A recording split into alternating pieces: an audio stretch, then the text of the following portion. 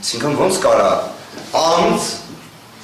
դիմի ինձ, ով որ այս վարույթով իր մասնակցությունն է ունենում, ով ունի իր համապատասխան վաստակը մասնագիտական ոլորտում,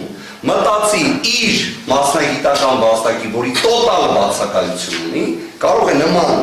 արտահայտություն թույլ տայի, եւ դա մնա անհետևանք, անկեղծորեն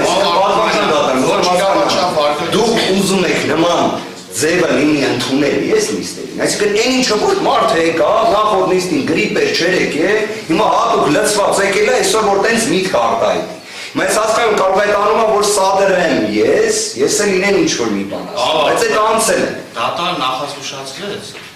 Քլոյանը նստեց և էլ ձեն չի անեց։ Այսինքն զուտ նախազգուշացում պետք է լիներ այդ արտահայտության համար, այսինքն եթե ես հիմա նույն ձև օրինակ արտահայտվեմ իր մասին, կամ իդեպ, էլ տնից տեղից եմ, բայց այլ գործընկերներից մասին, դա կլինի զուտ նախազգուշացում։